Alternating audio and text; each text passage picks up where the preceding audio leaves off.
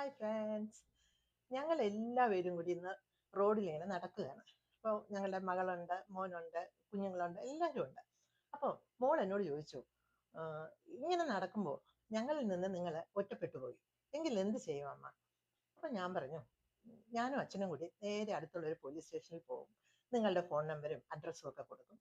അവർ നിങ്ങളെ കണ്ടുപിടിച്ച് ഞങ്ങളെ ഏൽപ്പിക്കും. അപ്പോൾ അവൾ പറഞ്ഞു ഓക്കെ, അത് റെഡി.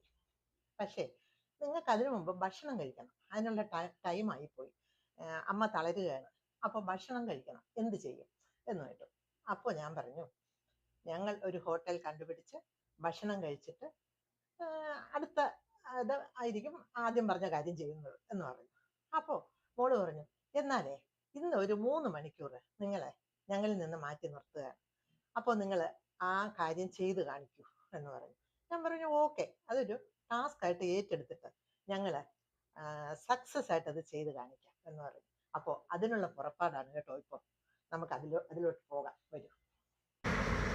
ആ സൈഡിൽ കാണാം നമ്മൾ നോക്കുന്ന ഹോട്ടൽ അല്ലേ കേട്ടോ. ചിലപ്പോൾ ലെഫ്റ്റ് സൈഡ് ആയിരിക്കും. ഹോട്ടലിലോട്ട് കയറുകയാണ്, ഓർഡർ ചെയ്യാൻ പോവുകയാണ്. This two yeah. And what spice level do you want today? Spicy. Okay, hot.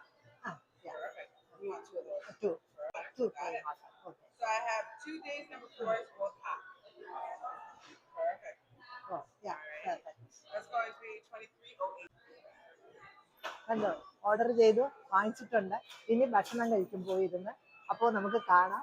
Order ചെയ്തു, ബാക്കി ബാലൻസ് കൂടെ വാങ്ങിച്ചോട്ടെ. $1.92. Okay, so that's for you. And we're going to call out your order number at the end at 1063. Thank you. We'll call it out right there. Thank you. Thank you. And there's napkins. Except for you. Thank you. Thank you. നമ്മുടെ food കിട്ടിയിട്ടുണ്ട്. Food കഴിക്കാൻ പോവാണ്. ഇതാണ് burger, ഇത് potato fry ആണ്. എൻ്റെ hunting ഞാൻ തുടങ്ങട്ടെ. പിന്നെ ഞാൻ നേരത്തെ പറഞ്ഞില്ലേ പോലീസ് സ്റ്റേഷൻ്റെ കഥയൊക്കെ, അതൊക്കെ വെറുതെ ഒരു രസത്തിന് പറഞ്ഞതാണ് കേട്ടോ.